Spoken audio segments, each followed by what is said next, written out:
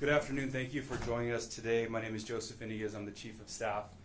The District Attorney will be announcing charges related to a traffic collision that occurred on Pacific Coast Highway. Joining the DA today, we have from the Sheriff's Department, Chief Dennis Neer, Chief Johnson, Captain of the Lost Hills Sheriff Station, Captain C2, and the traffic investigator involved with this case, Sergeant Ahrens. The DA will deliver some brief remarks. He's also joined by Head Deputy District Attorney John Harlan of our Charge Evaluation Division and Tanisha Wright, the Director of Victim Services. After the District Attorney delivers his remarks, we'll be available for questions. Thank you. Thank you, Joseph. First of all, I want to thank the Sheriff's Department for the very quick and very thorough investigation in this case. These cases are complicated. They require a lot of work, and the level of commitment to doing the work that we require in order to be able to move with our prosecution is praiseworthy. I want to thank you. I want to thank our people and our prosecutors involved in the case. Again, this is a case that I think everyone from the very beginning recognized the import and how critical it was that we get it right, and we get it right immediately. And I have to tell you that before I get into the details of this case, I think that collectively as a community, we need to begin to think about driving in safety. We have seen a tremendous uptick nationally in the level of traffic-related death in our country. We're seeing people driving at speeds that, quite frankly, were very uncommon years ago. I understand that the vehicles are faster, they're quieter, but that is no excuse. Just about 2 weeks ago, we lost 2 members of our family in another tragic collision where an individual was going over 100 miles an hour. And here, in this particular incident, we lost 4 young people with a complete life ahead of them for really no reason other than complete and reckless disregard for the life of others. So Neam Rolston, Peyton Stewart, Dylan Williams, and Asha Ware were seniors at Pepperdine, and they were minding their own business, just being in the neighborhood where their school is, and they lost their life unnecessarily. For those reasons, we're here today to announce that we're charging Fraser Michael Bond of Malibu with 4 counts of murder and 4 counts of gross vehicular manslaughter. He is being held on $4 million of bail. On October 17th at around 8:30 p.m., Mr. Bond was allegedly speeding at speeds of 104 miles an hour on a 45-mile-an-hour zone on PCH when he lost control of his BMW.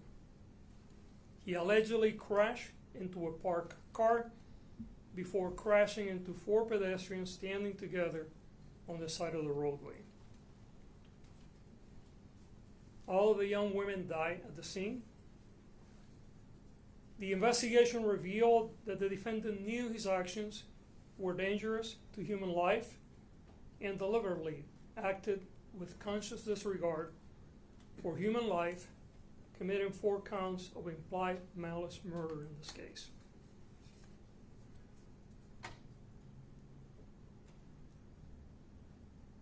I can't say this enough. We have to realize that when we're driving a car, we have the potential of killing others. When we're driving at 100 plus miles an hour on a 45 mile per hour zone, the only reasonable conclusion that could arrive out of that behavior is harming others. And in the worst case scenario, as it happened here, is killing others. we're going to ensure with our partners in law enforcement, the people that engage in this behavior will face severe consequences. But I also recognize that what we do here is not going to bring the 4 victims back to their families, back to their communities. And I understand that generally what we do in these cases is not a deterrent. But what can be a deterrent if we all collectively talk to one another and hold one another accountable to make sure that no matter how much you think that you're in a hurry, you must follow the rules of the road. And you must understand that when you're driving with complete disregard for the life of others, severe consequences can occur. And that could include you going to prison for a very long time. We're heading into the holiday season, and I know that people begin to go out more at night. Sometimes we have long days where we're working, and then we're going out in the evening to enjoy a family gathering or gathering with friends.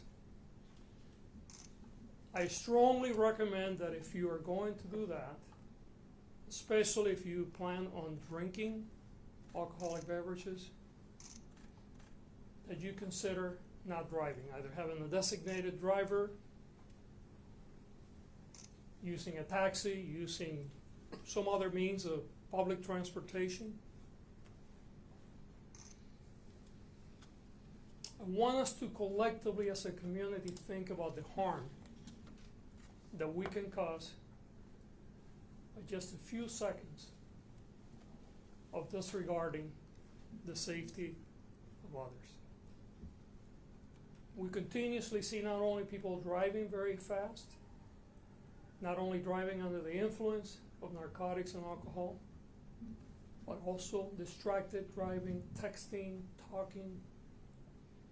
And I truly believe that the only way that we can abate this problem is we all begin to hold one another responsible. And that means when you're a passenger in the car, if your friend or family member is going too fast or not paying attention, is telling them. That means talking to your kids, talking to your other members of your family, to your friends, and that means holding each other responsible. I'm going to say a few words in Spanish, and then we'll open it up for any questions. Pero primero que nada quiero decirles a todos que la razón por la que estamos aquí hoy es porque una persona decidió ignorar toda la seguridad de nuestra comunidad y manejar a más de 100 millas en hora y causar la muerte de 4 estudiantes de la escuela de Pepperdine. Y desafortunadamente hace menos de 2 semanas, en mi propia oficina, nosotros perdimos 2 miembros de nuestra familia, otro individuo que estaba manejando a más de 100 millas por hora y mató a un matrimonio, papá y mamá, con 2 niños chiquitos. Quiero darle las gracias a la oficina del alguacil por el trabajo increíble que han hecho en esta investigación, lo rápido que trabajaron, los detalles de la investigación para poder presentar un caso que nosotros podemos encauzar inmediatamente. Y quiero dar las gracias a los miembros de mi oficina, los que están aquí, y los abogados que están manejando este caso. Este es un caso que tanto el alguacil como mi oficina, se unieron muy temprano para asegurarnos de que podíamos encauzar este caso agresivamente. Los detalles de este caso son el siguiente. El señor Fraser Michael Bond de Malibu está siendo encausado por 4 causas de asesinato y 4 causas de gross vehicular manslaughter. En estos momentos tiene una fianza de $4 millones. Este caso ocurrió en octubre 17 a las 8:30 de la noche, cuando este individuo iba manejando a más de 104 millas por hora en una zona de 45 millas por hora. Su auto tuvo un accidente con otro carro que estaba parqueado y de ahí se propulsó y acabó matando a 4 muchachas estudiantes de la Universidad de Pepperdine. En nuestra investigación, a través de la oficina del alguacil, se indica de que él sabía el peligro que corría cuando estaba manejando esta velocidad y decidió ignorarlo y ignorar el riesgo que le estaba causando a la comunidad y a la vida de otros, y por esa razón está siendo encausado con asesinato, donde se implica que tenía malicia en los actos que hizo. Esta tragedia nos continúa a recordar la importancia de manejar con cuidado, la importancia de no excedir el límite de la velocidad y la importancia de uno a otros hacernos responsables por la seguridad de nuestra familia. Desafortunadamente hemos visto en este año un incremento de accidentes de vehículos donde personas se mueren en todo el país, y esto es causa número 1 de que los vehículos que tenemos hoy son mucho más rápidos, número 2 de que estamos manejando a veces sin prestar atención, y también desafortunadamente a veces estamos manejando enebriados. Vamos a empezar a entrar en los días de fiestas y sabemos que es común querer ir a funciones con la familia, con amistades, con personas, compañeros de trabajo, y les recomiendo fuertemente de que si van a participar en estas actividades, van a estar tomando, que por favor no manejen, o bien designen a alguien para que maneje el auto, o bien utilicen otro tipo de transportación pública. Es importante que nos empecemos a responsabilizar unos a los otros por la seguridad de nuestra familia. Las acciones que estamos tomando hoy son bien claras y las consecuencias van a ser mayores si este individuo es encontrado culpable por un jurado. Pero la realidad es que lo que nosotros hacemos aquí no va a traer la vida de vuelta de estas niñas que se murieron cuando no debían haberse morido. Y de la única manera de que vamos a poder reducir estas tragedias es si nosotros como comunidad nos hacemos responsables por nuestras acciones y empezamos a reconocer de que manejar un automóvil requiere gran responsabilidad y que cuando no se actúa responsablemente las consecuencias pueden ser horribles. Ready to take any questions that anyone may have now? Yes, sir. Mr. Gascón, were there any passengers in the BMW with Mr. Baum? Can you tell us how many? Are they cooperating with the prosecution? And are they saying something like they tried to dissuade him from speeding?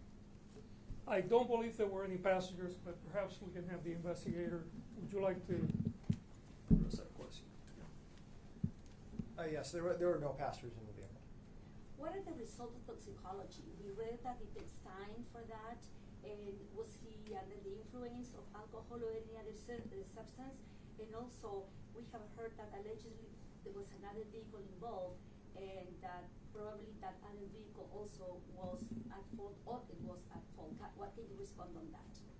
So I can't comment on much of that. All that stuff is still being investigated. So due to the integrity in the investigation, I'm not going to release any of that information. As far as another vehicle that's involved, we haven't been aware of anything like that. If there is anybody out there that actually has some information about that, or it was maybe a witness to it, I encourage you to contact the Los Angeles County Sheriff's Department Lost Hill Station and speak to detectives about that. If you want to remain anonymous, you can also do it through our tips line is 1-800-222-TIPS.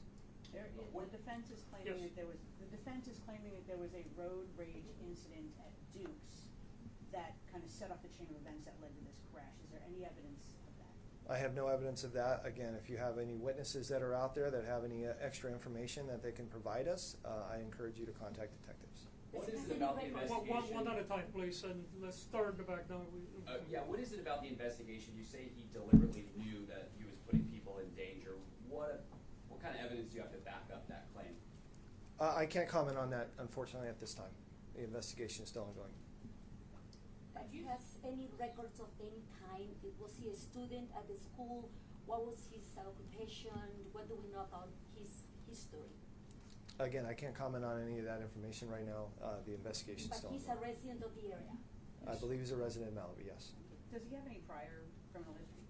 I'm not commenting on that right now. DA, what kind of sentencing are you seeking? Thank you. I'm sorry? What sentencing are you seeking in this Well, case? you know, again, this is very preliminary, and as our investigator said, this is still an ongoing investigation. There may be additional information that comes forward. We are charging the case today based on the information that we have and the investigation that has been done to this point, which we collectively, and I say we, I say my office and the Sheriff Department, believe that it's very conclusive to this point. He's facing 4 counts of murder, 4 counts of vehicular manslaughter, so the sentencing could be extensive, but you know that will be a conversation for another day. Would jurors have a choice between murder and manslaughter, or could they convict on all charges? They can do both, or none, obviously. Were Yeah. the other people injured, other 3 students allegedly? I believe it's just the students, correct? Yeah. Okay. All right.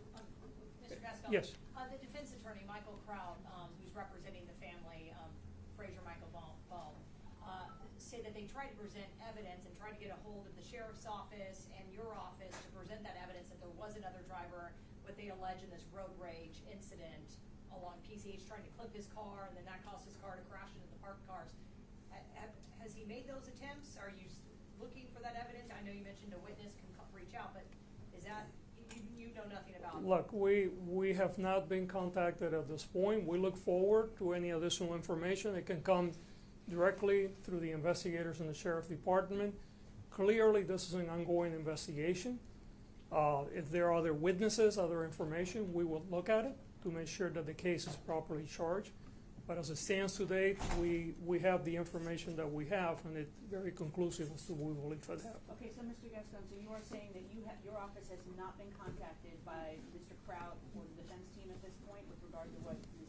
Beal was saying? So if the defense attorney has reached out to our department, we'll certainly check, but at this point, there's no evidence that's been presented to us to reflect what you've described. So if there have been communications, we have both an assigned prosecutor at the Van Nuys Courthouse, we have our charge evaluation division.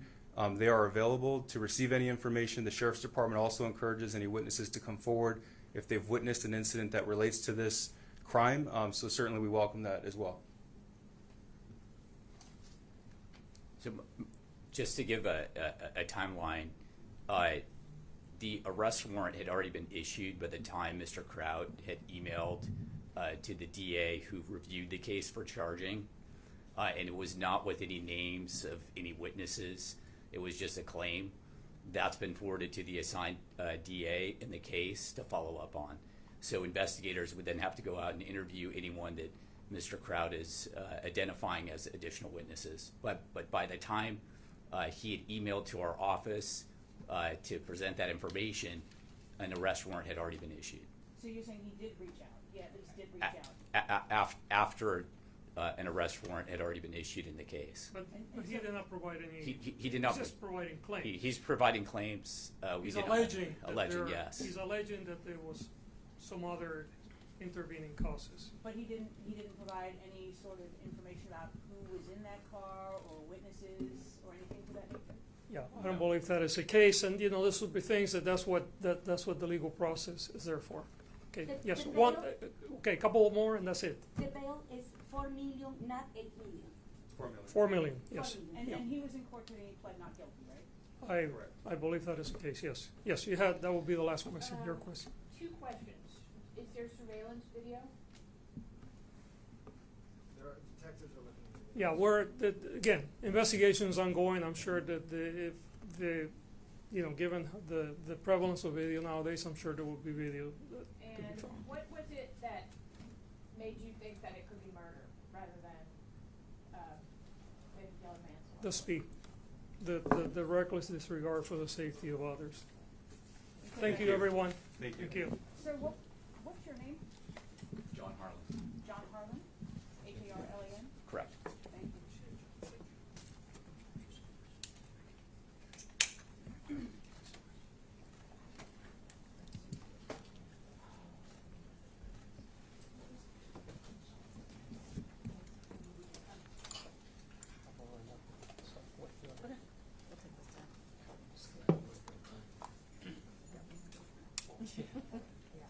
Hold on,